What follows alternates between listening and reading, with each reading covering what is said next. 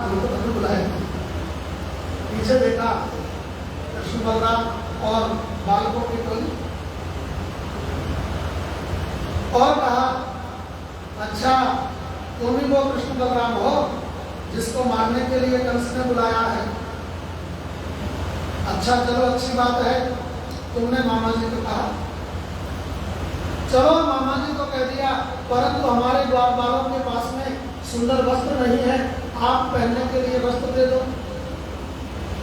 धोबी गुस्सा हो गया, महाराज कंस का धोबी, और कहने लगा, अरे कहीं हमके पीछे यो करने वाले ग्वालों, तुम और कंस महाराज के कपड़े पहनोगे? भागो यहाँ से, नहीं तो कंस के पहले तुम्हारा हिसाब किताब मैं कर दूं। भगवान को थोड़ा क्रोध आया और एक थप्पड़ उठाया, मारा जो मारा धोबी के कान पर तो गर्दन उड़ी और उड़ करके पकड़ आ गई। मथुरा के बीच बाजार में एक वाणी तराजू में,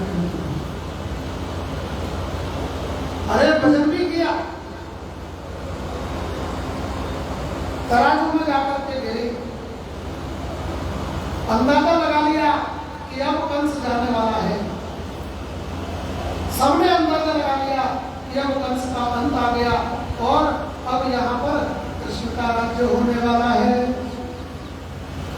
सभी लोग कृष्ण को देखने के लिए भागने लगे और सारे बच्चों ने धोबी के यहाँ पर जो धोने वाले कपड़े थे निकाले।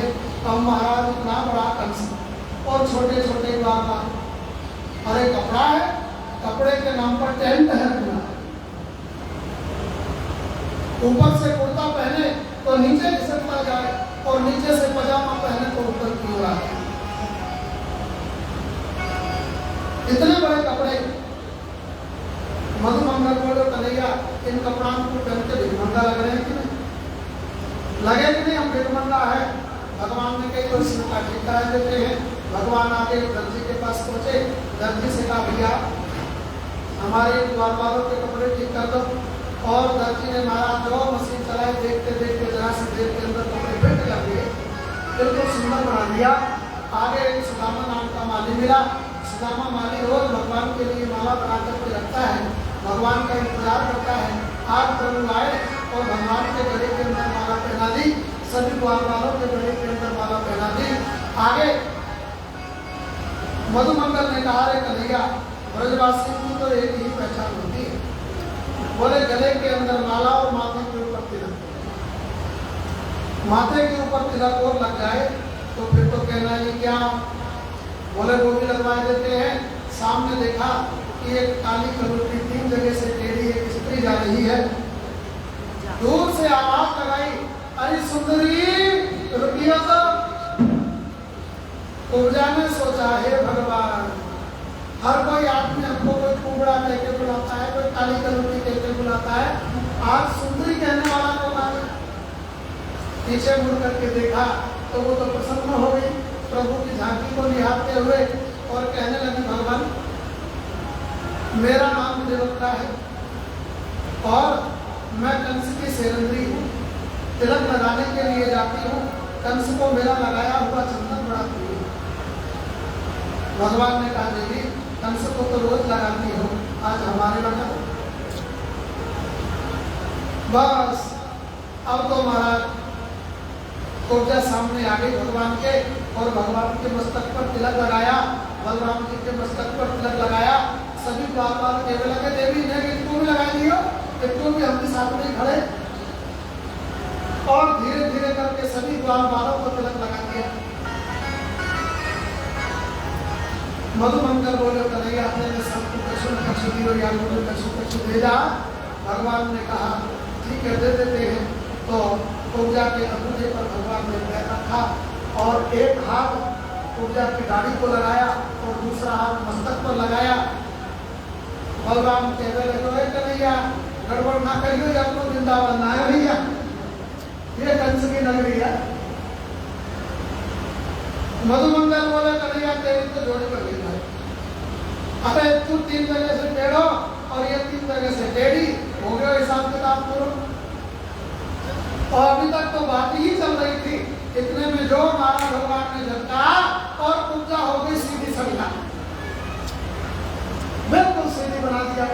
महाराज और बिल्कुल सुंदरी बना दिया।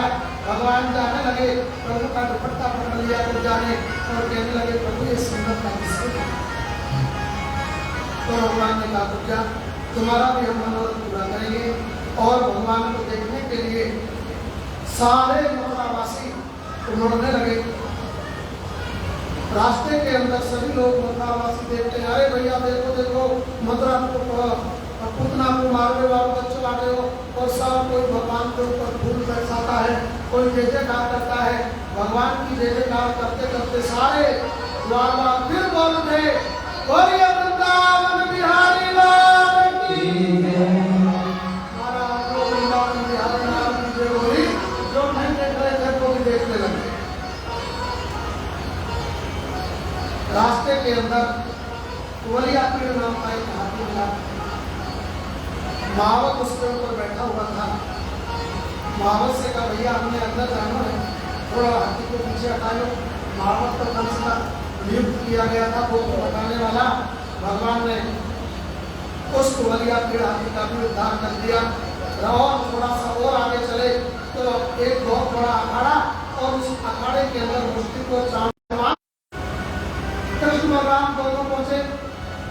बलराम जी से कन्हैया ने कहा अरे जाओ भैया, कहो तो थोड़ा सा अपन भी ट्राई करके देखें।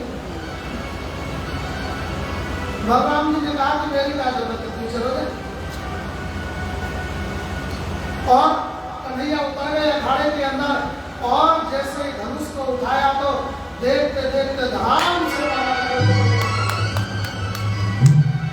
धनुष के दो टुकड़े हो गए। चारों तरफ हाहाकार मच गया, धनुष टूट गया, धनुष टूट गया, धनुष टूट गया। ये खबर कंस के कान में जाकर के पड़ी। इतने में संध्या हो गई। भगवान लौट करके वापस आ गए और दूसरे दिन तो अब कृष्ण को मारने की पूरी तैयारी हुई। अब कंस की जिंदगी की गारंटी खत्म हो गई। धनुष को टूटते ही कंस रात्रि के अंदर सोता है तो दाल के अंदर काला जीरा दिख जाए ना, तो दाल को मारता चला करके आ गया कृष्ण। पानी को देखता है और पानी के अंदर जब अपनी छाव को देखता है तो पानी को मारता है चला करके आ गया कृष्ण। अपनी खुद की छाव को देखता है तो मणि के अंदर, स्तंभ के अंदर जब अपनी छाया को देखता है तो उठा करके मारता है, गदा आ गया कृष्ण, नहीं छोड़ू। अच्छा देखो, भगवान को चाहे दुश्मनी से चाहे प्रेम से किसी न किसी रूप से 24 घंटा याद करो, उद्धार हो जाए। कंस क्या कर रहा है? गोपियां भी तो कहती है ना, कृष्ण तन कृष्ण मन कृष्ण है हमारो धन, आठों याम उड़ो हमें कृष्ण ही से काम है। अरे उड़ो, आठों याम हमको कृष्ण से काम है।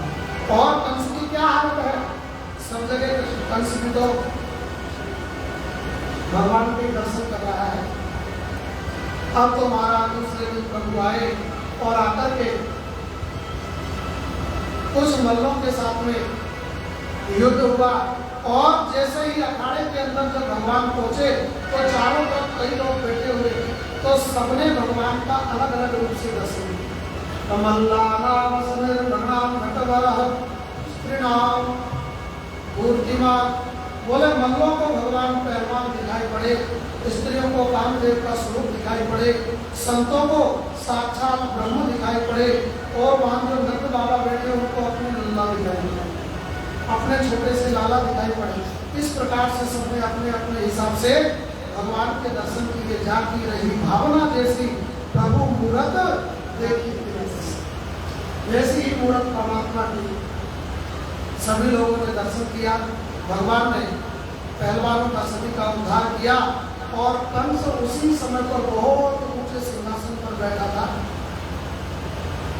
देखते देखते जो लगाई छलांग भगवान ने और पहुंच गए सिंहासन के ऊपर, और कंस के केस पकड़ लिए, और केस पकड़ करके जो खींचा, धड़ाम से कंस नीचे गिरा, तो भगवान गिरे और कंस का राम नाम सत्य हो गया। बोलिए कंस मर्दन भगवान, कंस का उद्धार कर दिया। कंस की दो पत्नियां थी, अष्टि और प्राप्ति, जो जरासंध की बेटियां थी। आकर के कंस के पास आके रोने लगे। तो भगवान कहते हैं स्वामी जी हमने इनको नहीं माना, ये तो खुद गिरे, हम इनके ऊपर गिर गए, बस हमारी अपनी गलती थी और गिरने के कारण ही गिरे, हमारी कोई गलती नहीं है। अस्थि प्राप्ति जरासंध के यहाँ पर चली गई,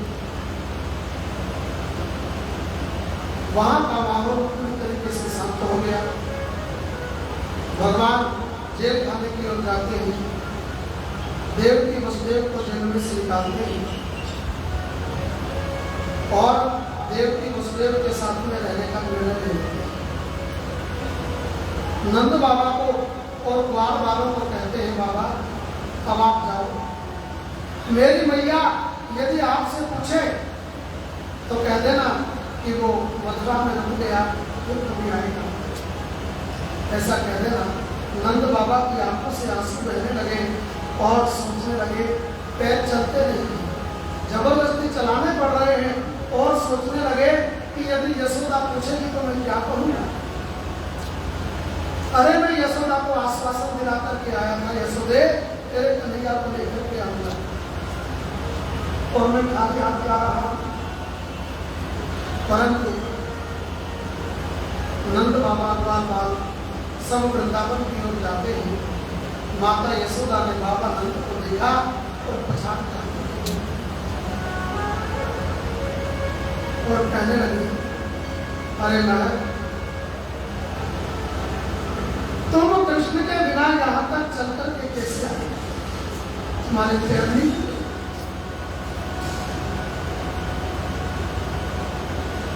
अरे भगवान के बिना, मेरे कन्हैया के बिना तुम चल कर के कैसे आए यहाँ तक? पैरों को टूट जाना चाहिए।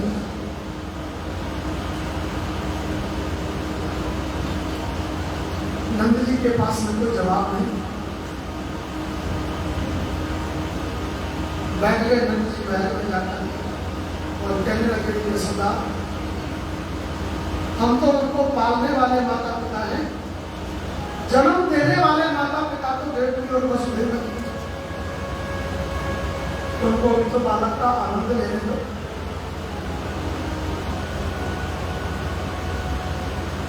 भगवान देवकी वसुदेव के साथ में रहते हैं। गर्गाचार्य जी आते हैं, कहते हैं इनका यज्ञोपवीत संस्कार कराओ। दोनों बालकों का यज्ञोपवीत संस्कार करवाया और उसके बाद दोनों बालकों को उज्जैन के अंदर सांदीपनि मुनि के यहाँ पर पढ़ने के लिए भेज दिया। 64 दिनों के अंदर भगवान ने संपूर्ण कलाएं प्राप्त कर ली और जब वापस आने लगे तो गुरुदेव से कहा, हे गुरुदेव मुझको गुरुदक्षिणा के रूप में बताइए आपको क्या चाहिए। तो गुरुजी ने कहा हमें तो कुछ भी नहीं चाहिए, तुम देना चाहते हो तो अपनी गुरु माँ से पूछ लो। भगवान गुरु माँ के पास पहुँचते ही गुरु जी का मरा हुआ पुत्र लाकर के गुरु माँ को प्रदान कर दिया। गुरु माँ ने और गुरुदेव ने आशीर्वाद प्रदान किया। प्रभु उन्हें मथुरा में आ गए। एक दिन माता देवकी ने भगवान के लिए बड़ा सुंदर भोजन तैयार किया और उसके अंदर मक्खन मिश्री रख दिया। भगवान ने जैसे देखा कि मक्खन मिश्री रखा है तो थाली को प्रणाम किया है और प्रणाम करके ऊपर महल के ऊपर जाकर के खड़े हो गए और वृंदावन की ओर देख करके रोने लगे। आंखों से आंसुओं की धारा बह रही है। इतने में उद्धव आते हैं और उद्धव आकर के मैया से कहते हैं, मैया कन्हैया कहाँ है? माता ने कहा मैंने भोजन परोसा था, भोजन भी नहीं किया और रोता हुआ चला गया, ऊपर चला कर रहे। अरे उद्धव तू तो उसका सखा है, मैंने तो उसको पाला नहीं, जन्म किया है, मैं उसकी प्रिय वस्तु जानती नहीं हूँ कि उसको क्या अच्छा है, मेरे से गलती हुई बेटा, जाकर के पूछ तेरे मित्र से, उसको कोई यदि तकलीफ है तो वो मुझसे बताए, मैं उस गलती को सुधारूं। उद्धव जी पहुंचे हैं कृष्ण के पास और जाकर के कहते अरे कन्हैया तुम यहाँ पर क्या कर रहे हो और तुमने भोजन क्यों नहीं किया? भगवान ने कहा क्या करूँ उद्धव, मुझको वृंदावन भूलता नहीं। कौधो मोहे ब्रज बिसरत नाही, कूधो मोहे ब्रज बिसरत नाही। वृंदावन को कुलवन उपवन और कुंजन की छाही, कूधो मोहे ब्रज बिसरत नाही। अरे उद्धव क्या, मैं वृंदावन वालों को बुलाना चाहता हूँ, गोप गोपियों को बुलाना चाहता हूँ, नंद बाबा यशोदा को बुलाना चाहता हूँ, परंतु बुला नहीं। उद्धव ने कहा ब्रह्म को और जीव की आदत नहीं। तुम ब्रह्म हो, अपने आप को पहचानो और तुम उनकी याद के लिए रो रहे हो। अरे जीव ब्रह्म के लिए रोवे ये बात समझ में आती है, परंतु ब्रह्म जीव के लिए रोए ये बात समझ में नहीं आती। उद्धव बुद्धि सत्तमा, अरे बुद्धिमानों में श्रेष्ठ है उद्धव। शिष्य बृहस्पति साक्षात, बृहस्पति का शिष्य है उद्धव। बहुत उपदेश दिया भगवान ने कहा उद्धव ये जो बात आप मुझको सुना रहे हैं, ये बात मेरी मैया को जाकर के बता देना, वृंदावन जाओ और जाकर के उन ग्वाल वालों को बता देना जो सुबह से लेकर शाम तक मथुरा और वृंदावन के बीच रास्ते में बैठ जाते हैं और मेरा इंतजार करते हैं और मेरा संदेशा जाकर के माँ यशोदा को सुना देना और कहना मैया तेरो लाला दुख पावे, मैया तेरो लाला दुख पावे, कोई न मुख धोवे ताजे जन, अचरन पहुँच संभावे, और माखन मिश्री नाम न जाने, माखन मिश्री नाम न जाने, कनुआ कहीं कहीं कोई ना बुलावे, उधो मैया कुछ नहीं दो। अरे उधो जाकर के मेरी माँ को बता देना कि वहां पर कहते बुलाने वाला कोई, जाकर बता देना मेरी माँ को।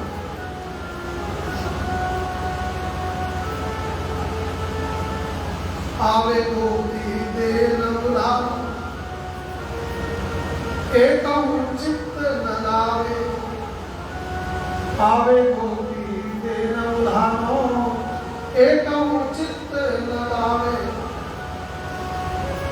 और नेकहु बाल खसे जो मेरो, नेकहु बाल खसे जो मेरो, बार बार कुल देव मनावे, उधो मैया तू सुनियो।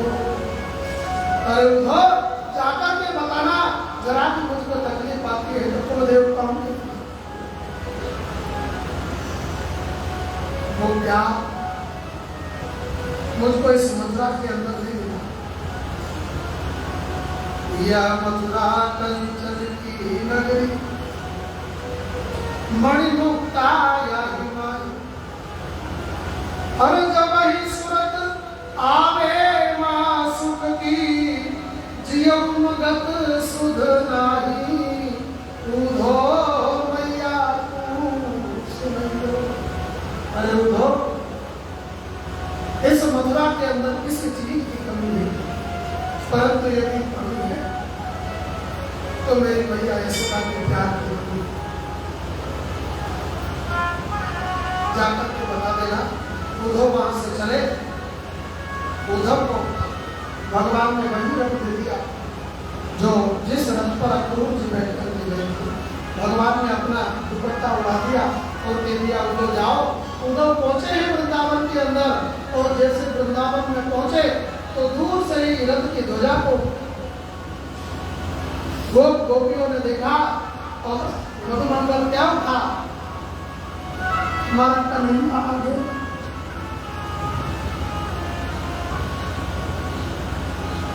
थोड़े नजदीक और आए, रथ चमका रथ भी वही है। जरूर हो ना हो, इसके अंदर हमारा कन्हैया जी थोड़ा नजदीक और आए तो दुपट्टा देखा पीला, गोपियों की आत्मा रो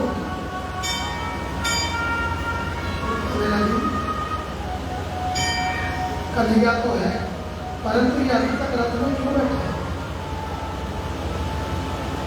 थोड़ा और नजदीक आया तो जब सूरत समझ में आई तो देखा ये तो हमारा कन्हैया ही नहीं है। फिर धड़ाम से गिर पड़े।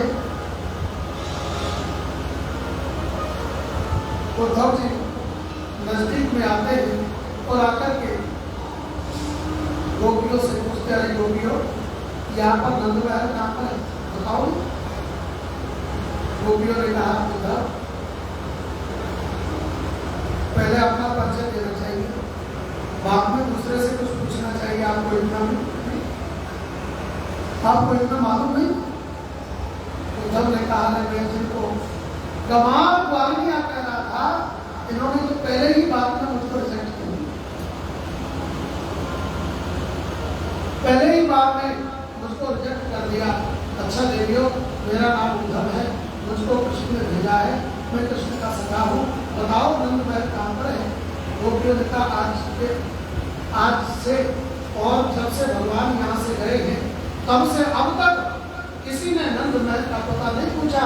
ये जो पानी दिख रहा है ना बहता हुआ, ये चले जाओ, ये नंद महल से ही निकल रहा है। अरे इतना पानी कहाँ से आया, क्या है ये? तो गोपियों ने कहा, ये कुछ नहीं है, ये नंद बाबा माँ यशोदा और ब्रजवासियों के आंसू बहते हैं, ये कृष्ण की याद में आंसू बह रहे हैं। अब तो उद्धव जी ने सोचा कि मैं इनको क्या समझाऊंगा। फिर भी कड़ी हिम्मत करके गए उद्धव, द्वार खटकाया, द्वार खटका करके जैसे द्वार खटकाने लगे कुंडे की आवाज गई अंदर, तो मैया यशोदा कहती है, कौन है भैया?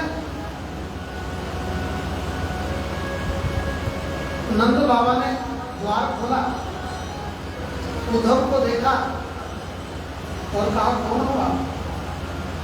तो उद्धव ने अपना परिचय दिया, मैं कृष्ण का सखा हूं। उद्धव को लेकर के अंदर गए, अंदर बिठाया। उद्धव कहने लगे, मुझे माँ यशोदा से मिलना है। बोले, सामने जाकर के मिलो। उसको तो अपने शरीर की भी सुख नहीं है, तुम क्या मिलोगे उससे? अरे कृष्ण यहाँ से चला गया, हमको छोड़ करके चला गया, परंतु वो अभी मानने के लिए तैयार नहीं कि मेरा कृष्ण मुझको छोड़ के चला गया। उद्धव ने कहा, माँ अपने लाला के दर्शन करा सकती हूँ? अरे हाँ, क्यों नहीं कराऊंगी, आओ ना। और जैसे उद्धव को पालने के पास में लेकर के गई तो वह कन्हैया नहीं था, वहां तो पालन खाली पड़ा था।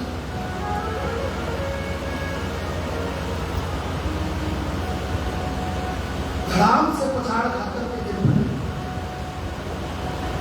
और मैया यशोदा कहती है, उद्धव कैसे मन को समझाऊं? रात्रि भर सत्संग हुआ, सुबह होने को आई।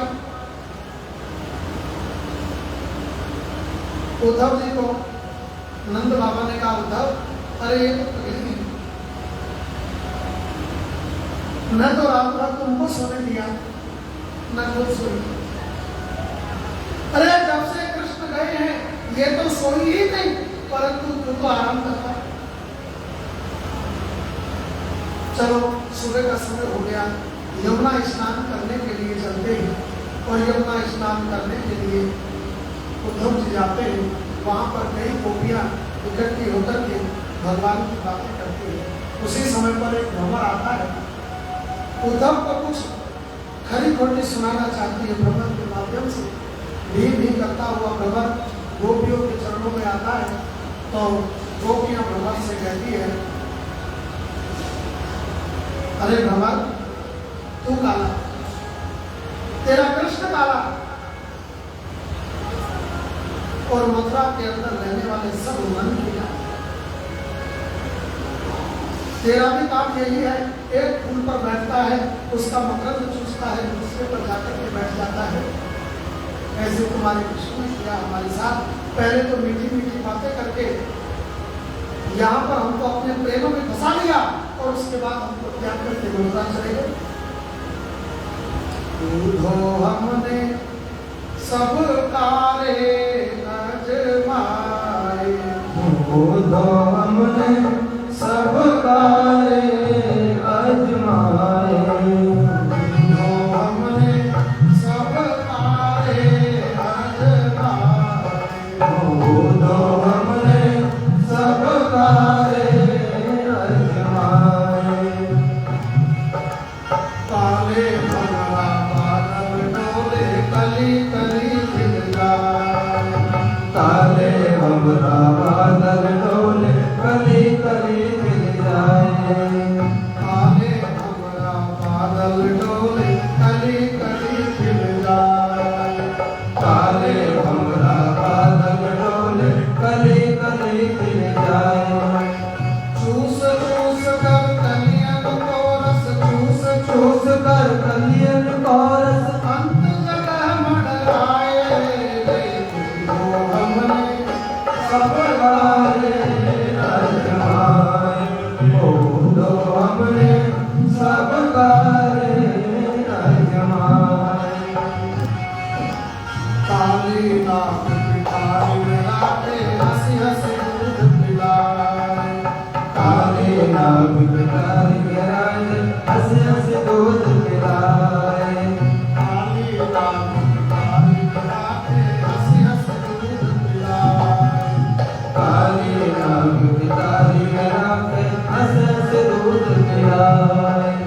ये काले कछु काम न आए, ये काले कछु काम न आए, उंगली में दस खाए, वो हमने सब काले अजमाए, उधो हमने सब काले अजमाए, तो हमने सब काले अजमाए, उधो हमने सब काले अजमाए।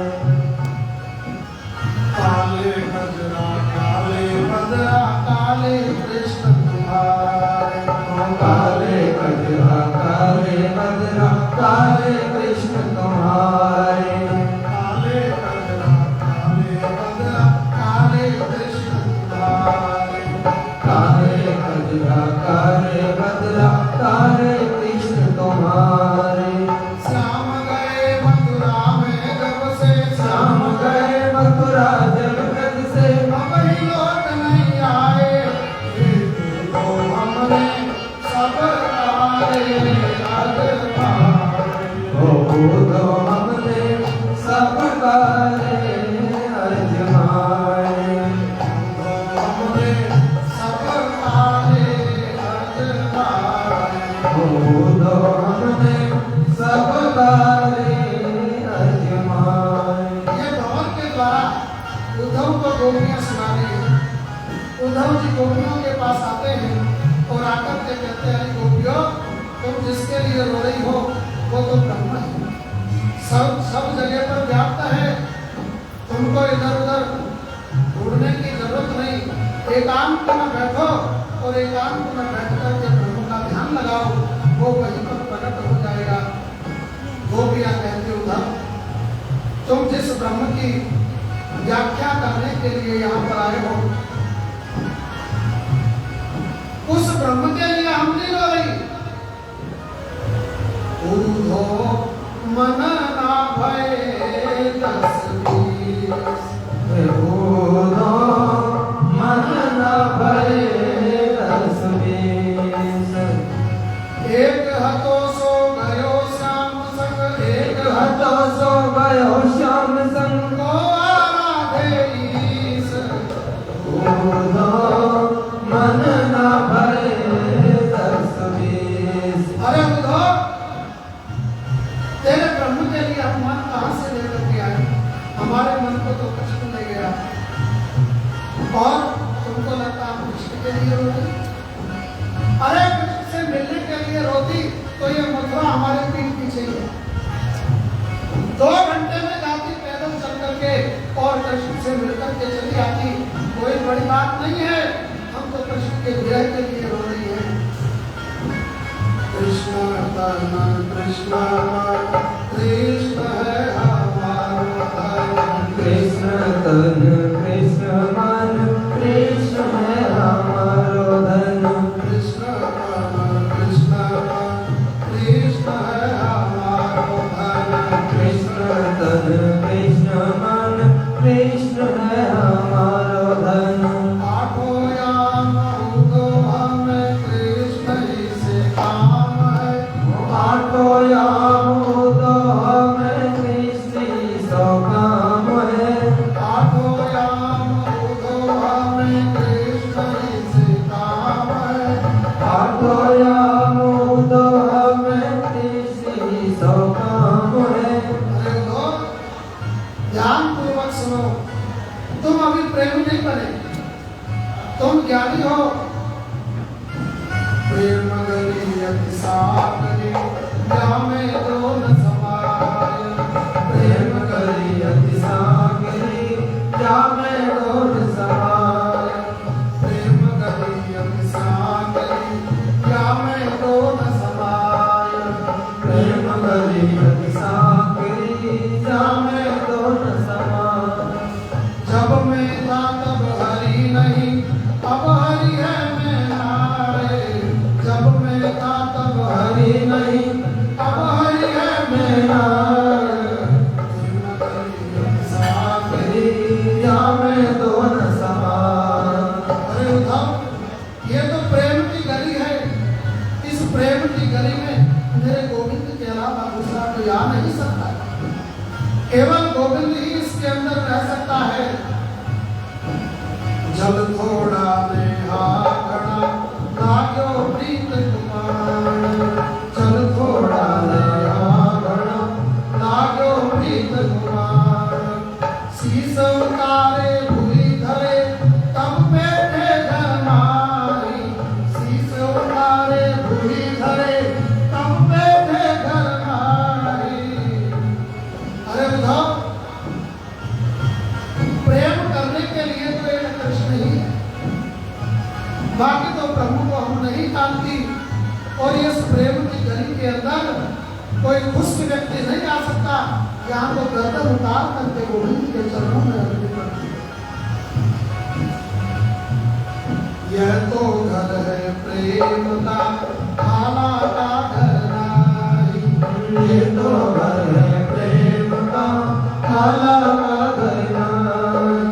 ये तो घर है प्रेम का, खाना का घर नहीं। ये तो घर है प्रेम का, काला का घर नाई। अगर ढिलोरा पीटती प्रीतम करियो को। यह तो घर है प्रेम का, खाना का घर नहीं। ये तो घर है प्रेम का, काला का घर नाई। ओ शीस उतारे भूली धरे घर बेटे घर माई। शीस उतारे भूली धरे फिर बेटे घर माई। एक करीबी के पड़त नैन होय बेचैना। एक करीबी के पड़त नैन होय बेचैना। वे नैना कैसे जिए जिनके नैनन नैना। वो नैना कैसे जिए जिनके नैनन नैना। जिनके नैनन नैना। क्या कहती है गोपी? उद्धव, प्रेम रस पीकर जिया जाता नहीं, प्यार भी जीकर किया जाता नहीं। अरे वो प्रेम ही क्या जिसमें जिंदगी का ख्याल रहता है। अपने प्रेमास्पद से जब हम प्रेम करते हैं तो अपने आप को भूल करके प्रेम करना चाहिए। बड़ा सुंदर उपदेश गोपियों ने उद्धव को सुनाया। उद्धव ज्ञानी से भगत बन गया।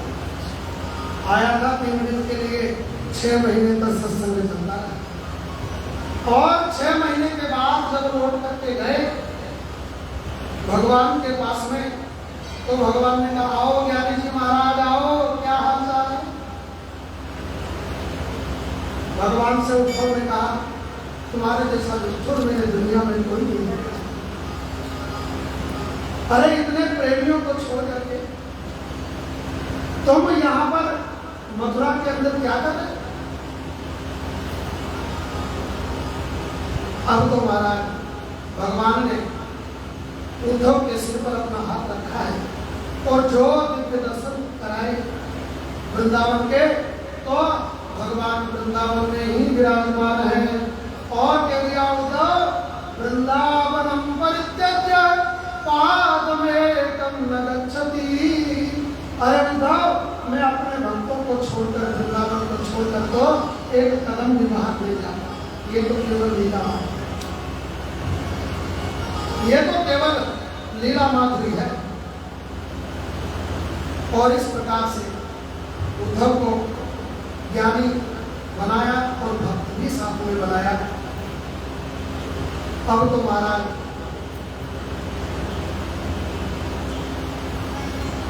उसी समय पर जरासंध मन के अंदर विचार करने लगा कि मैं कृष्ण को नहीं छोड़ूंगा, तो मथुरा के ऊपर आक्रमण करता है। जरासंध ने 23 अक्षौहिणी सेना लेकर के कृष्ण को मारने के लिए 17 बार आक्रमण। कितने बार? 17 बार। 17 बार ही भगवान ने उसको जीवित छोड़ दिया और उसकी सेना को मार देते। बलराम जी कहते अरे कन्हैया तो इसको क्यों जीवित छोड़ देते हो? भगवान ने कहा कहाँ हम एक राक्षस को ढूंढते फिरेंगे। अरे ये हमारा काम कर रहा है, सबको इकट्ठा करके ला रहा है, जब खत्म हो जाएगी इसको मार देंगे हंसते। अब की बार जरासंध ने एक तरीका बनाया, कई ब्राह्मणों को अनुष्ठान के लिए बिठा लिया और ब्राह्मणों से कह दिया महाराज को मांगा दक्षिणा दूंगा, जितनी मर्जी चाहे दक्षिणा ले लेना, परंतु मेरे लिए अनुष्ठान करो। बोले क्या करें? बोले अब की बार कृष्ण युद्ध करता हुआ मुझसे परास्त होना चाहिए, और वो परास्त हो गया तो इतनी दक्षिणा दूंगा कि जिंदगी भर मांगना नहीं पड़ेगा, और यदि मैं हार गया तो सबका सब कलम कर दूंगा। ब्राह्मणों ने कहा बड़े अधिक अनुष्ठान में बैठे रहे तो जाने दो। भगवान से कहने लगे नमो ब्रह्मण्य देवाय नमो ब्राह्मण हिताय च जगत हिताय कृष्णाय गोविंदाय नमो नमः। हे गोविंद आप तो ब्रह्मण्य देव हैं, ब्राह्मणों की बात मानने वाले हैं, हम आपसे विनती करते हैं अरे इतने बार जीते हो एक बार हार ही जाओ, हर्ज क्या है? भगवान ने वो बात भी सुन ली। 18वीं बार जरासंध युद्ध करने के लिए आया, कई लोगों को लेकर के आया और ब्राह्मणों का आशीर्वाद लेकर के आया। भगवान ने विचार किया कि अब की बार गौ ब्राह्मण इसके साथ में है, अब इसको हम नहीं मारते। तो सामने देखा कि एक प्रवर्षण पर्वत है और प्रवर्षण पर्वत के ऊपर भगवान ने पहले एक गुफा बना करके समुद्र के अंदर एक द्वारिकापुरी का निर्माण करवा दिया। और युद्ध करते करते बीच में से ही बलराम जी को साथ में लेकर के भगवान भागने लगे। महाराज बलराम जी ने कहा कन्हैया क्या कर रहे हो? भगवान ने कहा कि भाग रहे हो, क्या कर रहे? अरे दुनिया तुझको रण छोड़ रहेगी। भगवान ने कहा ये नाम हो जाएगा, इतना महत्व क्या है? अरे लोग माखन चोर कहते हैं, चिन चोर कहते हैं, पता नहीं क्या क्या कहते हैं। कोई ताला कहता है वो समझ में नहीं आता, ताला कहकर के पुकारते हैं रण छोड़ और सही, हमें कोई फर्क नहीं पड़ता। भगवान ने कहा तुमने सोच ले भाग रही? बोले हाँ सोच ले, तो चलो भागो।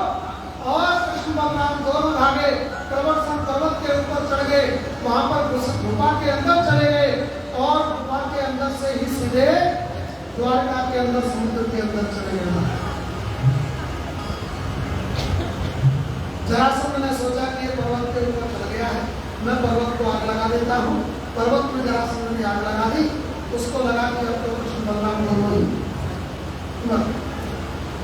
और निश्चित होकर के घर पे आ गया। ब्राह्मणों को खूब दान दक्षिणा दिया, पंडित जी का सबका भगत बन गया। जो भी ब्राह्मण देता दिल खोल करके दान देता है। और भगवान बड़े आनंद पूर्वक अब तो जो है द्वारकापुरी के अंदर रहने लगे। एक दिन बैठे बैठे सोचने लगे हम 22 साल के हैं, अभी कोई शादी वादी की बात ही ना हो। सतयुग की बेटी के साथ में बलराम जी ने विवाह कर दिया। सतयुग की बेटी रोहिणी के साथ में बलराम जी का विवाह हो गया। अब कन्हैया सोचने लगे बलराम जी का तो विवाह हो गया है, अब मैं अकेला कुमारा रह गया हूं, अब मेरा विवाह कैसे होगा। सब लोग हमारे कैरेक्टर के ऊपर उंगली उठाते हैं, गोपियों को छेड़ता था, मातम खाता था, अब हमारा विवाह कैसे होगा। नारद जी से कहा, नारद जी तुम्हें कोई युक्ति बढ़ाओ। नारद जी चले गए राजा भीष्म की नगरी के अंदर। राजा भीष्म के पास में रुक्मणी को देखा और रुक्मणी को देख करके प्रसन्न हो गए। देखा उधर नारायण और ये लक्ष्मी सुंदरा। भीष्म को पास में बिठाया और बिठा करके कहने लगे, अरे भीष्म तुम्हारी बेटी युवान अवस्था को प्राप्त हो चुकी है, कहीं पर इसका कोई वर वगैरह ढूंढा है कि नहीं अभी। भीष्म ने कहा, नारद जी आप सब जगह ढूंढते रहते हो, आप भी कोई जुगाड़ लगाओ। अरे मेरी बेटी जितनी सुंदर है, सुशील है, गुणवान है, ऐसा ही हमको घर चाहिए। और जो महाराज भगवान के गुणों का व्याख्यान किया है, रुक्मणी ने सारे गुण भगवान के सुने और भीष्म भी मान गए। बोले वर के रूप में हम तो चुनेंगे तो केवल हम द्वारकाधीश को ही चुनेंगे। मन ही मन पति के रूप में स्वीकार कर लिया है द्वारकाधीश को रुक्मणी ने। भीष्म ने अपने बड़े पुत्र रुक्मी को बुलाया और रुक्मी को बुला करके बिठा करके कहा, रुक्मी तुम कहो तो हम रुक्मणी का विवाह द्वारकाधीश के साथ में कर दें। रुक्मी बोला, वाह तुमको वही मिला शादी करने के लिए। अरे वो तो जिंदगी में राजा ही नहीं बन सकते, यदुवंशियों को तो श्राप लगा हुआ है, वो कभी राज्य नहीं कर सकते।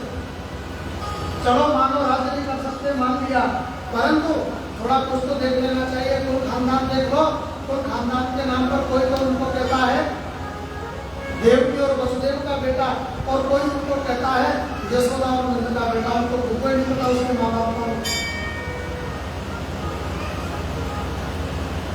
और कैरेक्टर के नाम पर यदि आप सुनना चाहते हो तो गोपियों को छेड़ छेड़ करके वो बड़े हुए हैं। और उनकी दिनचर्या को देखोगे तो माखन चोरी कर करके उन्होंने पेट भरा है। और गैयाओं के पीछे हियो हियो करके भागते रहे। उनके साथ में तुम मेरी बहन का विवाह करोगे, पिताजी रहने दो, मैं करके आऊंगा संबंध। देखो जब बेटा ज्यादा समझदार हो जाए ना तो बाप को चुप हो जाना चाहिए, नहीं तो घर में कले सकता है। भीष्म ने सोचा कि बेटा तुम समझदार हो गए हो, अपने आप ही ढूंढो। और महाराज नंदोष नंदन शिशुपाल के पास में पहुंचा और वहां जाकर के अपनी बहन का संबंध करके आ गया। शिशुपाल से कह दिया, भैया तू तो परसों ही बारात लेकर के चला आना। शिशुपाल ने कहा ठीक है। घर में आया, अपने पिता को पूछा, और पिता को पूछा क्या, डायरेक्ट कह दिया और कह दिया पिताजी मैंने बहन का रिश्ता तय कर दिया है रुक्मणी का। किसके साथ? बोले शिशुपाल के साथ। और परसों ही बारात आ रही है। भीष्म ने कहा परसों बारात आ रही है, हम तक सगाई वगैरह करे आए थे क्या? बोले सगाई नहीं क्या होती वो मैं नहीं जानता, मैं इतना जानता हूँ परसों बारात आ रही है और जो भी करना यहीं पर कर लेना। बोले भैया ठीक है। अब तो महाराज रुक्मणी को पता लगा कि परसों बारात आ रही है तो रोने लगी। रुक्मणी की भाभी, रुक्मणी की पत्नी वहां पर आई और आकर के कहने लगी रुक्मणी क्यों रोती है? तो रुक्मणी ने कहा मैंने मन के अंदर द्वारकाधीश को पति के रूप में स्वीकार कर लिया है और यहाँ पर शिशुपाल बारात लेकर के आ रहा है। मैं क्या करूं? बोले तुम पत्र लिख दो भगवान को। पत्र लेकर के जाएगा कौन? बोले ब्राह्मण देवता। ब्राह्मण देवता को बुलाया और बुला करके बड़ा सुंदर पत्र लिखा और कह दिया जाकर के द्वारकाधीश को दे देना। बोले ठीक है दे देंगे। पत्र लेकर के ब्राह्मण देवता चले गए डंडा घुमाते हुए द्वारिका के अंदर। जाकर के भगवान से कहा प्रभु आपके लिए पत्र है। बोले अच्छा पढ़ के सुना दो। ब्राह्मण ने कहा आपके लिए पत्र है, सबके लिए नहीं है। तो भगवान ने कहा यहाँ पर हमसे किसी से कोई बात छुपी नहीं है, आप बेफिक्र होकर के सुना। बोले पढ़ दो। बोले पढ़ दो। अब तो महाराज ब्राह्मण देवता ने पत्र पढ़ा। तो देखो पत्र लिखने के अंदर सबसे पहली परेशानी आती है संबोधन। हम संबोधन क्या करें? केवल कान से सुना है, कभी देखा नहीं, कभी मिले नहीं उससे, तो उसको क्या कह करके पुकारे? आती है कि नहीं? आजकल लोग मैसेज लिख सकते हैं, परंतु पत्र लिखना अभी तक भी अच्छे अच्छों को नहीं आता। मैसेज डाल सकते हैं मोबाइल पर, परंतु जब उनसे कहो तो कोई सुंदर सा पत्र लिख करके दिखाओ तो पत्र लिखना नहीं आता। रुक्मिणी ने पत्र लिखा, उसमें लिखा श्रुत्वा गुणान् भुवन सुंदर स्वर्णवतान्ते निर्विश्य कर्ण विवरैर् हरतो गतापम्। हे प्रभु श्रुत्वा गुणान्, मैंने आपके गुणों को सिर्फ सुना है, आपको मैंने देखा नहीं है। और संबोधन किया हे भवन सुंदर। मैंने नारद जी के मुख से जब सुना तो मैंने सुना पूरे भुवन के अंदर यदि कोई सुंदरता की खजान है तो आप हैं। मैं पत्र के अंदर लिख रही हूं कि यदि आप मुझको लेने के लिए नहीं आओगे तो मैं प्राण त्याग दूंगा। ज्यादा समय मेरे पास में नहीं। परसों ही शिशुपाल बारात लेकर के आ रहा है। मैं नहीं चाहती कि किसी शेर के हिस्से को कोई भीतर लेकर के भाग जाए। और तुम्हारे मन के अंदर होगा देवी तुमने तो हमारे लिए सुन लिया, परंतु हमने तुम्हारे लिए नहीं सुना। हम कैसे तुमको पत्नी के रूप में स्वीकार करें? तो ध्यान पूर्वक सुन लो, तुमसे किसी भी तरीके से कमी नहीं। ये सौदा घाटे का नहीं हो सकता। तुम आओ तो मुझको लेकर के जाओ। दूसरा प्रश्न देखो, रुक्मिणी स्वयं प्रश्न करती है और स्वयं जवाब देती है और कहती है तुम कहोगे कि हम लेने तो आएंगे, परंतु वहां पर तो तुम्हारे पिताजी के कितने सारे सैनिक खड़े होंगे, कैसे लेकर के जाएंगे? तो हम तुमको बता देते अंतर चले हत्या बंधु। बोले कन्या कुल देवी की पूजा करने के लिए जाती है गांव के बाहर कुल देवी के मंदिर, मैं वहां पर जाऊंगी, अकेली होगी, सतिया होगी, आप वहां से मुझको लेकर के चले जाना, आप आ जाना। ये सुंदर पत्र महाराज जैसे ही भगवान ने सुना तो ब्राह्मण देवता ने कहा भगवान मेरे लिए क्या आदेश? अरे बोले आदेश क्या, पर तो सवेरे बारात आ जाएगी, आज की रात हो चुकी, कल का ही तो दिन बाकी है, अभी विश्राम करो और सुबह होते ही चलते हैं। प्रातः काल हुआ, महाराज रथ तैयार किया भगवान ने और भगवान ने रथ चलाया, पीछे ब्राह्मण देवता बैठे हुए और रथ हवा के अंदर बात करता हुआ नजर आया। पीछे से बलराम जी ने देखा, अरे कन्हैया कहाँ जा रहा भैया? अब कन्हैया कैसे कहे कि हम कहाँ जा रहे हैं? धर्म संकट फंस गए ना। अरे बड़े भैया है, डर लगता है, कैसे कहे? शर्मा गए प्रभु। बलराम जी ने वहां के लोगों से पूछा, अरे कहाँ गया है ये, बता सकते हो? तो सभी ने कहा कि कहाँ गया ये मुझे नहीं मालूम, हमको इतना पता है ये जो पीछे पंडित जी बैठे हैं ना, ये भीष्मक नगरी से आए हैं। ये भीष्मक की नगरी से आए हैं और पत्र लेकर के आए हैं।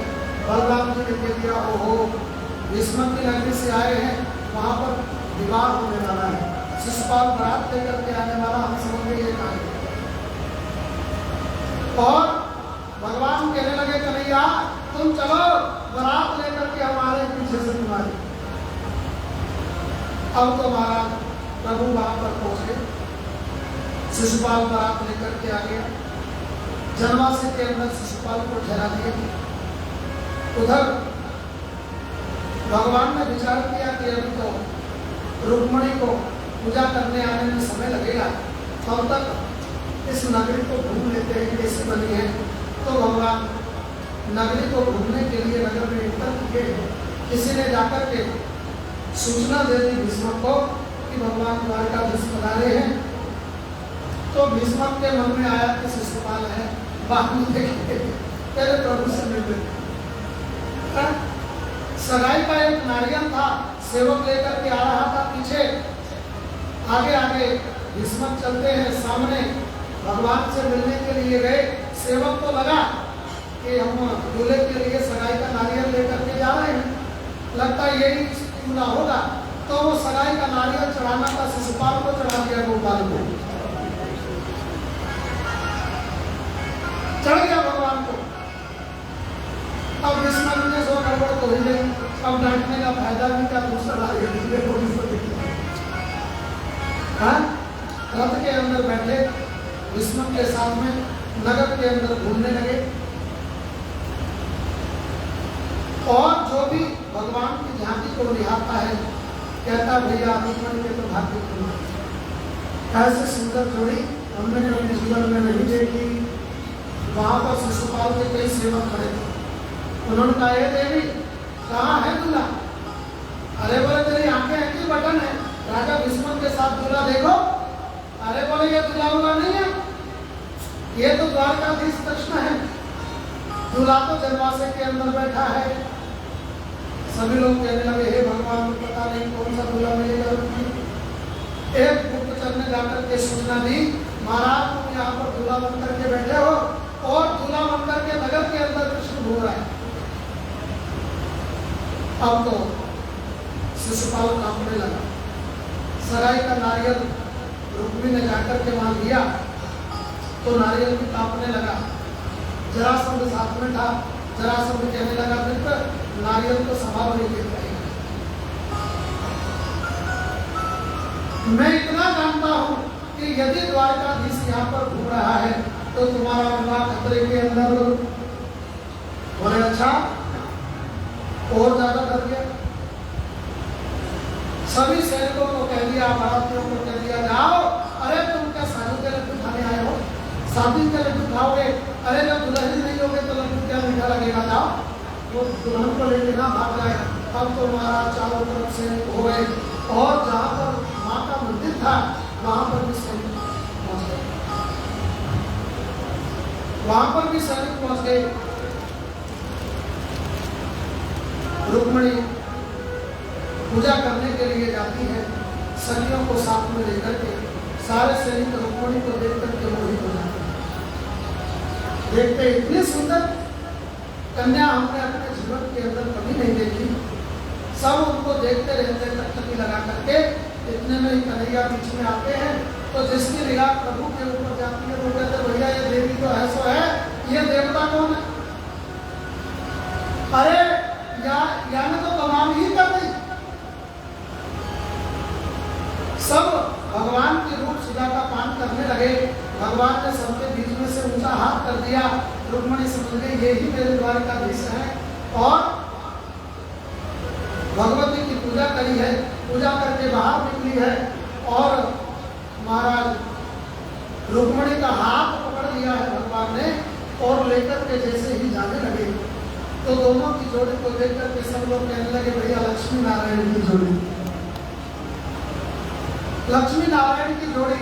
सब भाव मुक्त हो गए और भगवान ने रुक्मणी को रथ के अंदर बिठा लिया और लेकर के चलने लगे। पर्याप्त दूरी पर जब पहुंच गए तब जाकर के एक सैनिक कहता चोरे हम यहाँ पर काय को खड़े हैं। तो दूसरा सैनिक कहता अरे हाँ हाँ हम वो रुक्मणी पूजा कर रहे कहा जाए ना बाकी सुरक्षा के लिए खड़े।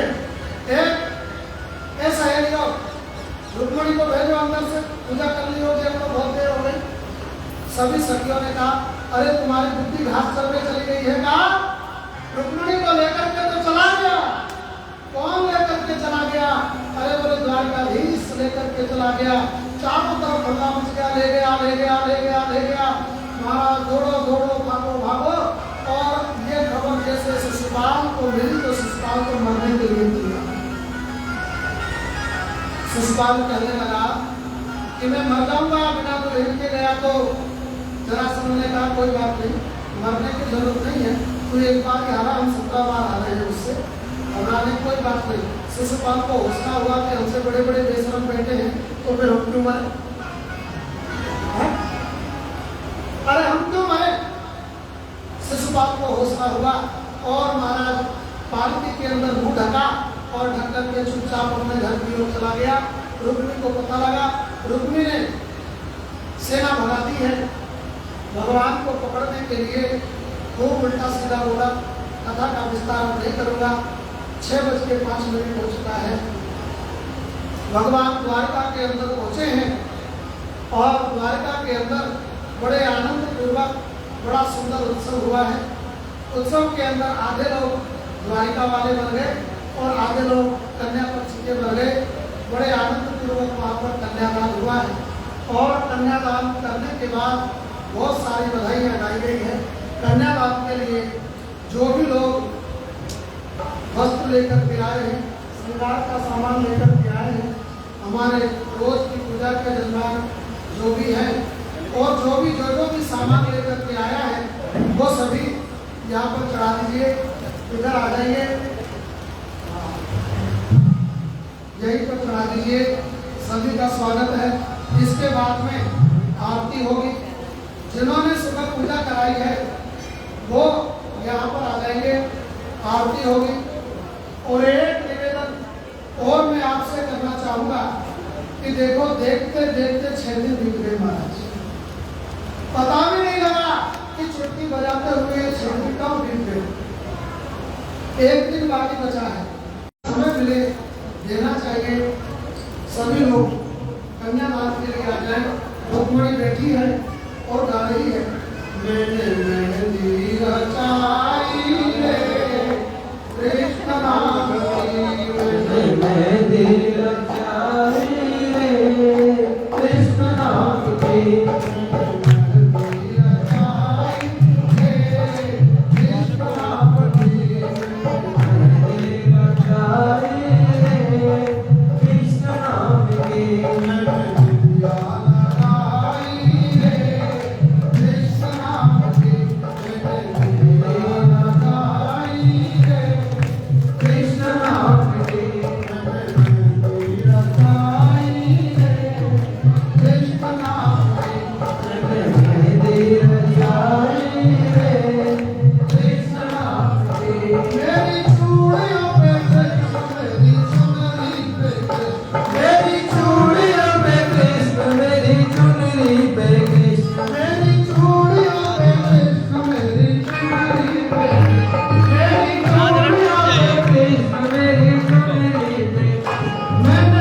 मोबाइल